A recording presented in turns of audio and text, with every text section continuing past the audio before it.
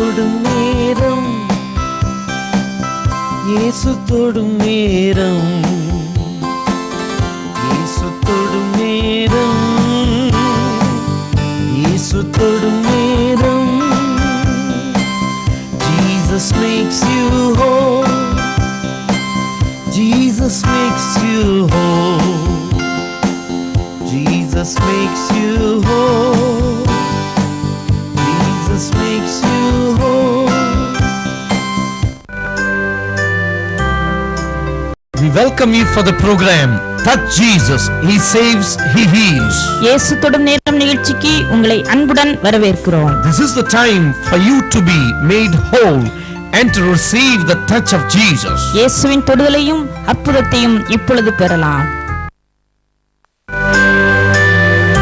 சாபம், நோய்கள் என்ற கனியை யார்கிட்ட கொடுத்துட்டோம்? இயேசுவிடத்திலே கொடுத்துட்டோம். ஒரு ஏவாள் கனியை பறித்து ஆதாம்கிட்ட கொடுத்தப்ப என்ன நடந்துச்சு? அது பார்த்துட்டோம் நிறைய தடவை. என்ன வந்தது?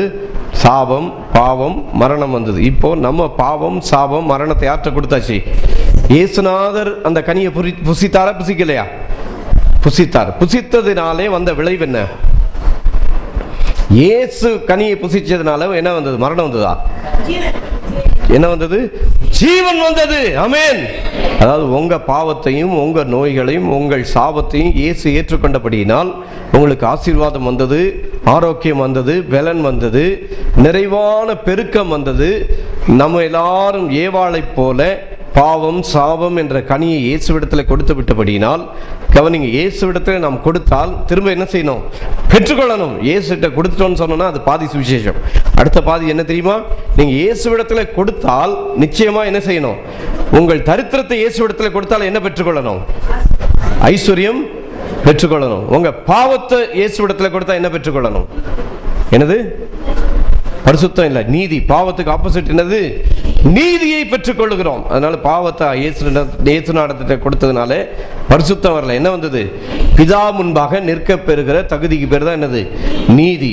நம்ம பாவம் எதை உண்டாக்கினது? பிதா முன்பாக நிற்க முடியாதபடி ஆக்கிவிட்டது.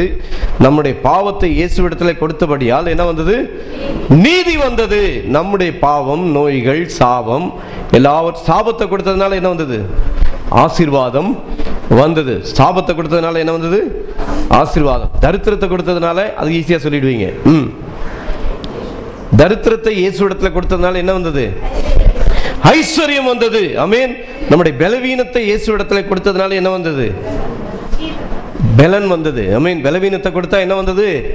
பலன் வந்தது. அதனால சபையில வந்து ஆண்டவர் வார்த்தை கேட்டுக்கொண்டிருக்கிறவர்கள் உங்க கடன் பிரச்சனையை, தரித்திரத்தெல்லாம் எங்க விட்டுட்டு போயிடுங்க? எங்க யார்கிட்ட விடணும்? இயேசுநாதர் கிட்ட விட்டுட்டு போகும்போது அவருக்கு ரொம்ப வெயிட்டா இருக்குன்னு தலைமையில வச்சு திருப்பி தூக்கிட்டு போயிடாதீங்க.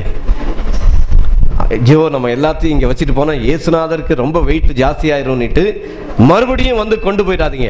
ஒருவேளை இப்போ அந்த செய்தியை கேட்கிறவருடைய வாழ்விலே தரித்திரம் இருந்தால், சாபம் இருந்தால், தரித்திரம் நீங்கி இயேசுவால் ஐஸ்வர்யம் வந்ததுன்னு சொல்லும் போது ஒருவேளை உங்களுக்கு சத்தமா ஆமேன் சொல்லனாலும் உடனே என்ன செய்யணும்? ஆமென் சொல்லுங்க. ஆமென். ஹல்லேலூயா. உங்கள் தரித்திரத்தை இயேசு ஏற்றுக்கொண்டபடியால் நீங்கள் தரித்திரத்தில் இருக்க வேண்டிய அவசியம் இல்லை. உங்கள் குறைவுகளை இயேசு அனுபவித்தபடியால் நீங்கள் குறைவுகளோடு இருக்க வேண்டிய அவசியம் இல்லை. ஹல்லேலூயா. அவர் தாமே நம்முடைய பலவீனங்களை ஏற்றுக்கொண்டு நம்முடைய பலவீனத்தை சுமந்தபடியால் அவருடைய தழும்புகளால் என்ன செய்தீர்கள்? குணமானீர்கள் என்று சொல்லப்பட்டிருக்கிறது 1 பேதுரு 2:22. விளங்குச்சா? இப்போ ஆதாமை இயேசுவுக்கு அடையாளமாக, ஏவாளை நம்ம எல்லாருக்கும் அடையாளமாக நாம் பார்த்தால், ஏவாள் எப்படி கனியை கொடுத்து ஆதாம் புசித்தானோ அதே போல இரண்டாம் ஆதாமாகிய இயேசுவிடத்தில் நம்முடைய எல்லா கனியையும் கொடுத்து விட்டு நாம் நிறைவான ஜீவன், நிறைவான பலன், நிறைவான ஆசீர்வாதம் சகலத்தையும் நிறைவாய் பெற்றுக்கொள்ளத்தக்கதாக இயேசு கிறிஸ்து நமக்கு அற்புதம் செய்திருக்கிறார். கவனிங்க, இப்படி எகிப்தில் அடிமையாய் இருந்து வெங்காயத்தை சாப்பிட்டுக்கிட்டு இருந்தவனை வனாந்திரத்தில் கூட்டிட்டு வந்து ஆண்டவர் இயேசு நீங்க வேலை செய்யாமலே ஆசீர்வதிக்க முடியும் தெரியுமா?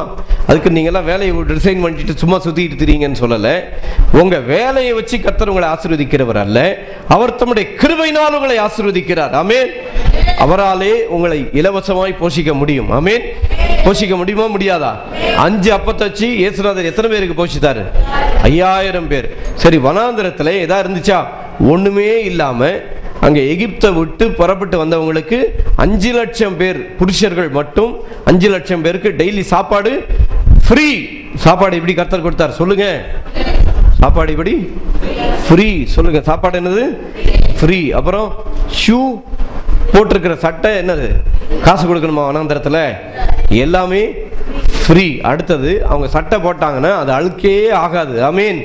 நீங்கள் இயேசுநாதர் கிட்ட வந்தீங்கன்னா உங்கள் சாப்பாடு ஃப்ரீ, உங்கள் சோப்பு ஃப்ரீ, உங்கள் செருப்பு ஃப்ரீ, உங்கள் கபோர்டில் இருக்கிற எல்லாமே ஃப்ரீ. ஆமீன். எப்படி ஃப்ரீயாக கிடைச்சது? உங்கள் தரித்திரத்தை எல்லாம் எங்கே கொடுத்துட்டீங்க? அவர்கிட்ட கொடுத்ததுனால, உங்க முயற்சியினாலே, உங்க திறமையினாலே, உங்க சக்தியினாலே, பக்தியினாலே ஆண்டவர் ஆசீர்வதிக்கல. கர்த்தர் எப்படி ஆசீர்வதிக்கிறார்? இலவசம். இலவசம் இலவசம் அனைத்தும் இயேசுநாதர் கிட்ட எல்லாமே இலவசம். அவர்கிட்ட போய் நீங்க போய் எதையாவது கொடுத்து வாங்க முடியாது. என்ன பாஸ்டர் இப்படி சொல்றீங்க? நான் ஒரு 10 நாள் உபவாசம் இருந்துட்டு வர்றேன் அப்படிங்கிறீங்களா? 10 நாள் ஏன் இருக்கிறீங்க? 1 மாசம் இருங்க, சீக்கிரம் செத்து போயிடுவீங்க. நிறைய பேர் என்ன நினைப்பு தெரியுமா? நாங்கள் இவ்வளோ நேரம் ஜெபம் பண்ணோம், நாங்கள் இவ்வளோ நாள் உபவாசித்தோம், அதனால தான் நடக்குது. இல்லை, உங்கள் ஜெபத்தை வச்சு, உங்கள் உபவாசத்தை வச்சு இல்லை. அதனால் நீங்கள் ஜெபம் பண்ண வேண்டாம், உபவாசம் பண்ண வேண்டாம்னு சொல்லலை.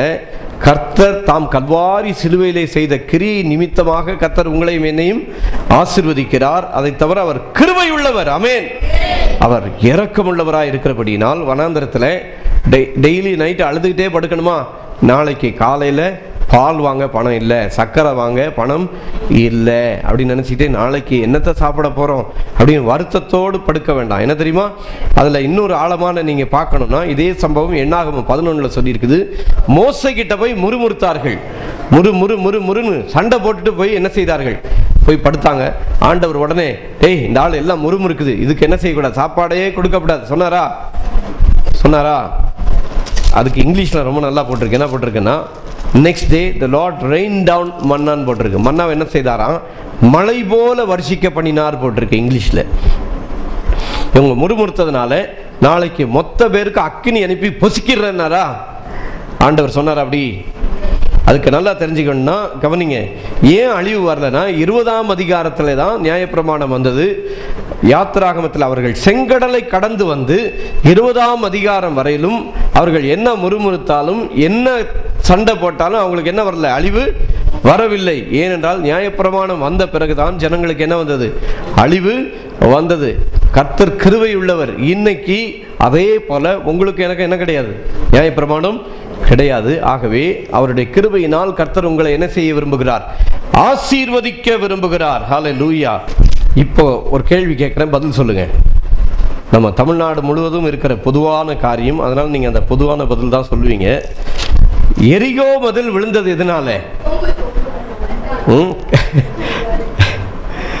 எரிகோ மதில் விழுந்தது எதனால? கொம்பு.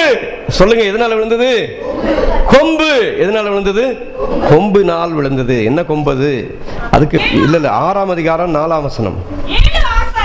7 ஆசாரியர் பெட்டிக்கு முன்பாக என்ன எக்காலம்? சொல்லுங்க.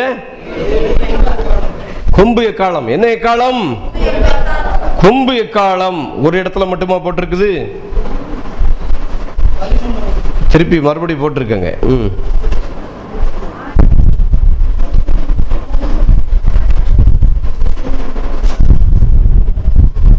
13 போட்டிருக்கு. தொனிக்கும் 7 இக்காலங்களை 7 ஆசாரியர்கள் கொண்டு போகணும். இப்ப கவனிங்க, 6:4 மறுபடி படிங்க. 7 ஆசாரியர் பெட்டிக்கு முன்பாக எத்தனை கொம்பு கொண்டு போகணும்? 7 கொம்பு. கவனிங்க, இப்ப நிறைய பேர் முழிக்கிறாங்க. இது என்ன? எரிகோ முதல் விழுந்தது எதனால? கொம்பு. ஹல்லேலூயா. அப்படின்னா என்ன செய்யணும்? எல்லாம் வீட்டில் ஒரு கொம்பு வாங்கி வச்சிடலாமா? எல்லா பிரச்சனையும் தீரணும்னா என்ன வேணும்? கொம்பை வாங்கி வைக்கணும். ஆமென். இந்த கொம்பை விலை கொடுத்து வாங்க முடியாது. கொம்பு எதை குறிக்கிறது? சொல்லுங்க பார்க்கலாம், சத்தமா சொல்லுங்க. கொம்பு எங்க இருந்து வந்தது? ஆடு மரித்தாதான் என்ன வரும்? கொம்பு வரும். ஆடு மரிக்கலன்னா என்ன கிடைக்காது? கொம்பு கிடைக்காது. ஆடு யாரு? எங்க போட்டிருக்கு? ஆடு இயேசுன்னு 1:29. யோவான் இயேசுவை தன்னிடத்தில் வர கண்டு, இதோ உலகத்தின் பாவத்தை சுமந்து தீர்க்கிற தேவ ஆட்டுக்குட்டி. கவனிங்க, இந்த வேதத்துல உங்களை பத்தி இல்லை, என்ன பத்தி இல்லை, யாரை பத்தி சொல்லி இருக்குது? இயேசுவை பழைய ஏற்பாட்டில் எங்கெல்லாம் இயேசு வர்றாருன்னு கொஞ்சம் தேடி பாருங்க. உங்கள் வாழ்க்கையில் இன்னும் ரொம்ப அதிகமான கருத்துக்களை அறிந்து இயேசுவை சந்தித்து நன்றான இயேசுவின் ஆசீர்வாதம் சகலத்தை நீங்கள் சுதந்திரிக்கலாம். அப்போ உங்கள் முன்னால் இருக்கிற பெரிய பெரிய மதில், சாபம் என்ற மதில், பாவம் என்ற மதில், குறைவுகள் என்ற மதில், எல்லா சாபம், வறுமை, பிரச்சனை, மரணம், எல்லா மதிலையும் எப்படி நாம் கீழே தள்ள முடியும்? எதனால கீழே தள்ள முடியும்? குறிப்பை விட்டுறாதீங்க. எதனால கீழே தள்ள முடியும்? 10 நாள் உபவாசம் பண்ணி தள்ள போறீங்களா? எப்படி தள்ள போறீங்க சொல்லுங்க? எப்படி தள்ள போறீங்க? கொம்பை வச்சு தள்ள போறோம். எதை வச்சு தள்ள போறோம்? கொம்பு. என்ன கொம்பு? ஆட்டு கொம்பு. எந்த கொம்பு? ஆட்டு கொம்பை வச்சு என்ன செய்ய போறோம்? பிரச்சனையெல்லாம் கீழே என்ன செய்ய போறோம்? தள்ள போறோம். ஆமென். அதனால 10 நாள் உபவாசம் பண்ணி தள்ள போறீங்களா? கொம்பை கொண்டு போய் தள்ள போறீங்களா? கொம்பை எடுத்துட்டு என்ன செய்யணும்? அந்த கொம்பை பயன்படுத்தி இயேசுவின் நாமத்திலே மலையை பார்த்து என்ன செய்யணும்?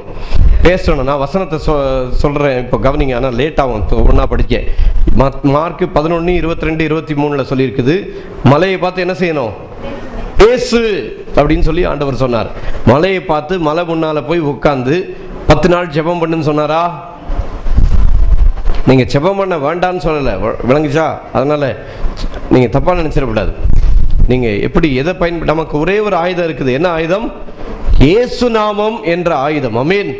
இயேசு நாமம்னா உடனே இயேசு நமக்காரி வருன்னு சொல்லிடாதீங்க. இயேசு நமக்காய் மரித்து உயிர்த்தெழுந்தபடியினால், நம்முடைய சாபத்தையும் நம்முடைய பாவத்தையும் அவர் சுமந்தபடியினால், நம்மேல் இந்த சாபம், வறுமை, பிரச்சனை, கட்டுகள் இருக்க வேண்டிய அவசியம் இல்லை, இல்லவே இல்லை. ஆமென். ஹல்லேலூயா. அதாவது நிறைய காரியம் தெரியும் நினைச்சிட்டு நம்ம சொல்லாம விட்டுறது.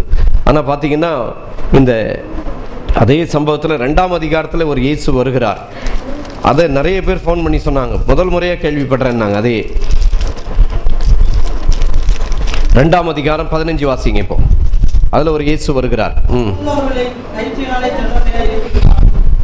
அப்பொழுது அவர்களை கயிற்றினாலே ஜன்னல் வழியாய் இறக்கிவிட்டால்.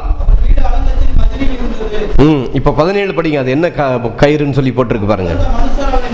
அந்த மனுஷர் அவளை நோக்கி, இதோ தேசத்திற்குள் பிரவேசிக்கும் போது இந்த சிவப்பு நூல் கயிறை என்ன செய்? எங்களை இறக்கிவிட்ட ஜன்னலில் என்ன செய்? கட்டி. தகப்பன், தாய், சகோதரர். ராகாபுக்கு இருந்தது யாரு? தகப்பன், தாய், சகோதரர்கள், குடும்பத்தார் எல்லாரும் என்ன செய்? வீட்டுக்குள்ள வச்சுக்கோ. அதனுடைய அர்த்தம் என்ன தெரியுமா? சிகப்பு கயிறை கட்டி எங்க வச்சுக்கோ? எல்லாரையும் சிகப்பு கயிறுக்குள்ளா கொண்டு வான்னு சொல்லி இந்த வேவுகாரன் சொன்னான். வேவுகாரன் ஏன் சொன்னான் தெரியுமா? வேவுகாரனுக்கு ஏற்கனவே ஒரு அனுபவம் இருக்குது. என்ன அனுபவம் தெரியுமா? யாத்திராகமம் 12ஆம் அதிகாரத்தின் அனுபவம் அவனுக்கு இருந்துச்சு. ஆண்டவர் சங்காரத்துடன் எகிப்திலே கடந்து போகும்போது, நீ, உன் தகப்பன், உன் பிள்ளைகள் எல்லாரும் எங்க இருக்கணும்? வாசல்ல சிகப்பு ரத்தம் பூசி உள்ள இருக்கணும். ஆமென். உள்ள இருந்தா என்ன கிடையாது? மரணம் கிடையாது. இப்போ கவனிங்க. இப்போ ஒரு வீட்டு வாசல்ல சிகப்பு ரத்தம் பூசியாச்சு. பூசிட்டு வீட்டுக்குள்ள கணவன் மனைவி சண்டை, கத்தி எடுத்துட்டு ஒருத்தர் அடிச்சுக்கிட்டு இருக்கிறாங்க. இப்போ அந்த வீட்டுக்கு அழிவு வருமா வராதா? வருமா வராதா?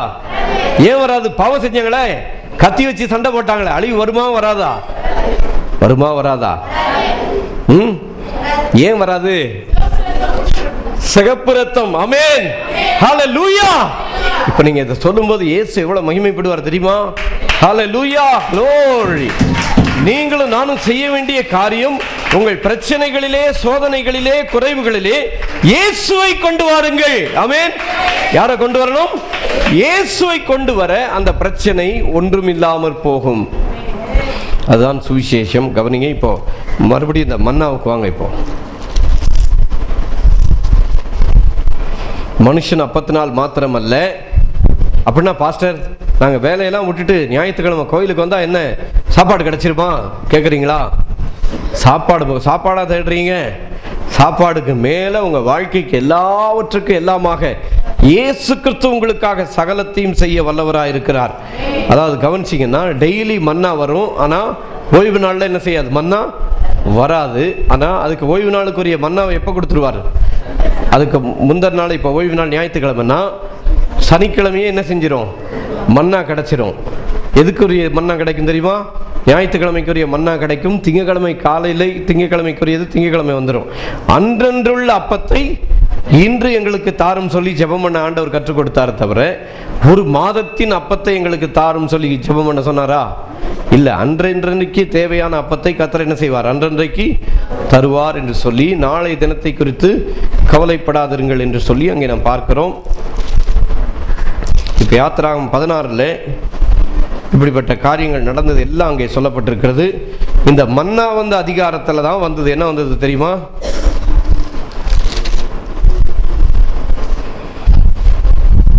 அதில் தான் போட்டார் 26.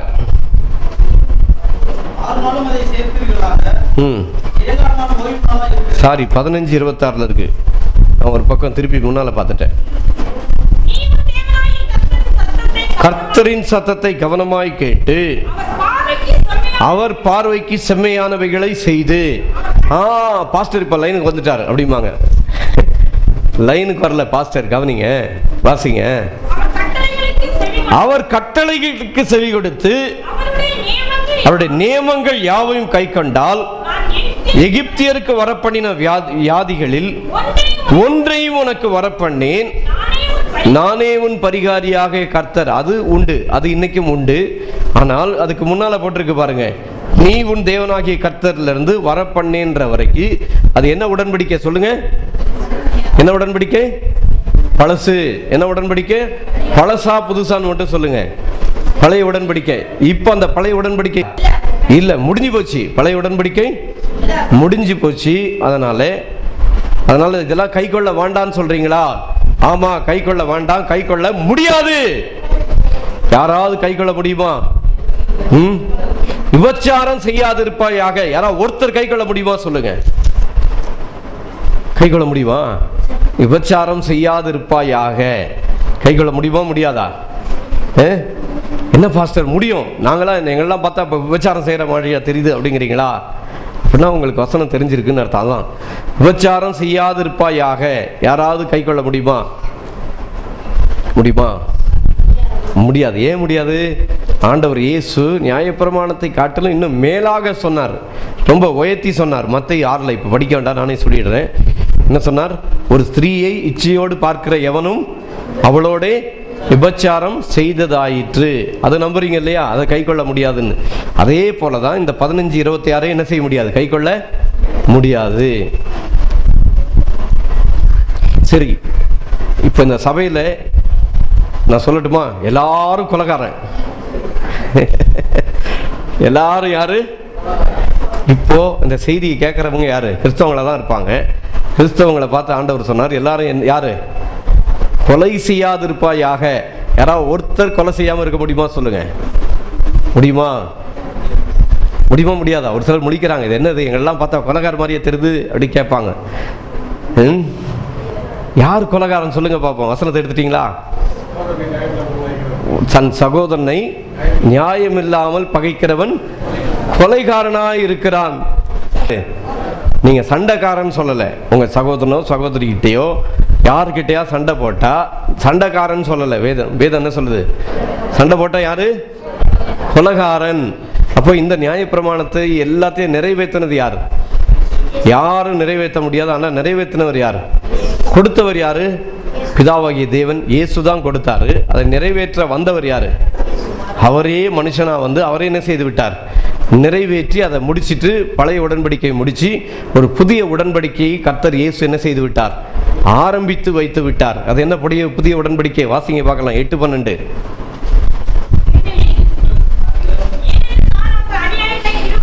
என்ன அப்பப்போ கொஞ்சம் கொஞ்சம் இதை ஞாபகப்படுத்தினா தான் நம்ம ஆட்களுக்கு ஏன் இந்த நியாயப்பிரமாணம் கிடையாதுங்கிறது விளங்கும். வாசிங்க. ஏனெனில் நான் அவர்கள் அநியாயங்களை கிருபையாய் மன்னித்து. எப்படி மன்னிக்கிறாரு? கிருபை என்ற இடத்துல இலவசம் போட்டுங்க நீங்க மனசுக்குள்ள. இலவசமாய் மன்னித்து அவர்கள் பாவங்களையும் அக்கிரமங்களையும் இனி நினையாதிருப்பேன் என்று கர்த்தர் சொல்றார். உங்க பாவத்தை ஆண்டவர் என்ன செய்ய மாட்டாரு? நினைக்க மாட்டார். ஹல்லேலூயா. அப்படின்னா நீங்க ஆண்டவர் சொல்றாரு, நீங்க எல்லாம் செய்த எல்லா நல்ல காரியத்தையும் நினைக்கிறாரு, நீங்க செஞ்ச எல்லா கெட்ட காரியத்தையும் ஆண்டவர் என்ன செய்ய மாட்டாராம், நினைக்க மாட்டாரு. இல்லையே, விசாரிப்பார் போட்டிருக்க பாஸ்டர். அது என்ன விசாரிப்பார்? ஆமா, எங்க விசாரிச்சார்? பழைய உடன்படிக்கையிலே கர்த்தர் என்ன செய்தார்? விசாரிப்பேன் என்றார். 10 தலைமுறை 11 தலைமுறை வரைக்கும் போட்டிருக்கு விசாரிப்பார். அதனால இப்போ பாவத்தை விசாரிப்பார் ஆண்டவர். அதனால நீ ஜாக்கிரதை ஜாக்கிரதைன்னு சொல்லி குற்ற உணர்வை தூண்டி விடுகிற, ஆக்கினை தீர்ப்பை தூண்டி விடுகிற செய்தியை கேட்காதீங்க. என்ன செய்தி கேட்கக்கூடாது? ஆக்கினை தீர்ப்பு கொடுக்கிற செய்தியை என்ன செய்யாதீங்க.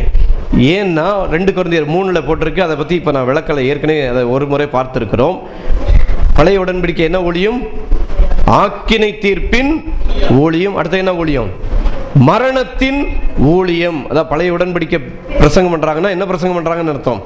மரணத்தை பிரசங்கிக்கிறார்கள். என்ன ஊழியம்? அதுக்கு பேர் என்னது?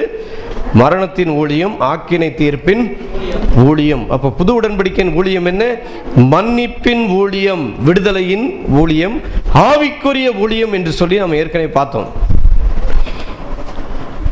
அதனால இந்த 15:26 இருக்கிற முதல் பாதியை பிரசங்கம் பண்ணி, இந்த பாரு உனக்கு இப்போ இதெல்லாம் பண்ணினா இதெல்லாம் வந்துடும், அது வந்துடும், இது வந்துடும் சொன்னார்கள் என்றால் அவர்கள் இன்னும் யாரும் அறியலை.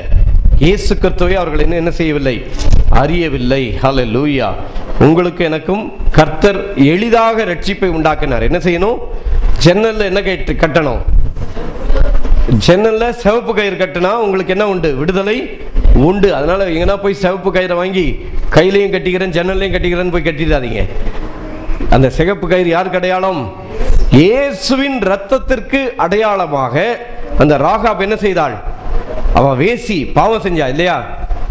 இப்போ வேவுகாரங்களை சேர்த்துக்கிட்டா. யார் சேர்த்தது? யாரு? ராகாப். எதுக்காக சேர்த்து வச்சா? அவங்கள என்ன செய்தா? ஒளிச்சு வச்சு அனுப்பி விட்டா இல்லையா? அந்த நியாயப்பிரமாணக்காரர் என்ன சொல்லும் தெரியுமா? ராகாப் வேசிக்கிட்ட போய் 2 பேர் தங்கலாமா? தங்க கூடாது. அதனால் நீங்க போய் வேசித்தனம் பண்ணுங்கன்னு சொல்லலை. வேசிக்கிட்ட தங்கக்கூடாது. ஆனால் அவள் தேவனை அறிந்து இந்த ஜனங்களை என்ன செய்தாள்? விடுதலை கொடுத்தபடியால் இந்த வேதத்திலே அவளுடைய பெயர் எழுதியிருக்கிறது. அது மாத்திரமல்ல, அந்த வம்சத்தில் பிறந்தது யார்? சல்மோன் போவாசை யாரிடத்துல பெற்றான்? ராகாப் இடத்துல பெற்றான். இயேசுநாதருடைய வரிசையிலே வந்தபடியினால் அவளுடைய வாழ்க்கை, ஹல்லேலூயா, அவளுடைய சூழ்நிலை, அவளுடைய குடும்ப பெயரே மாறி போய் அங்கே ஆண்டவருடைய வரிசையிலே அவளுடைய பெயர் வந்ததாக நாம் பார்க்கிறோம். சரி, இப்போ இந்த அப்பத்தை குறித்து மடமட பார்த்துருவோம். மனுஷன் அப்பத்தினால் மாத்திரமல்ல, தேவனுடைய வாயிலிருந்து புறப்படுகிற ஒரு வார்த்தையினாலும் பிழைப்பான் என்று ஆண்டவர் சொன்னார். இப்போ அதுக்கு அப்பம் யாரை குறிக்கிறது? அப்பம் யாருங்க? இயேசு. அப்பம் யாரு? இயேசு கிறிஸ்து. அதுக்குரிய வசனத்தை வாசிங்க. யோவான் 6:49-50.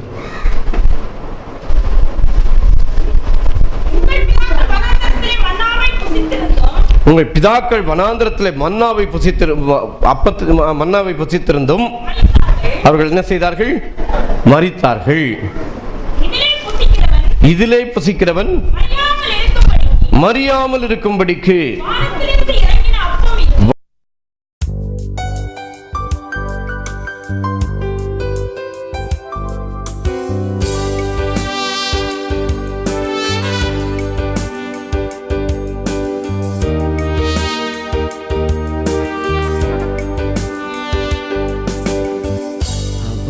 all powers, above all kings, above all nature and all created things, above all wisdom and all the ways of man.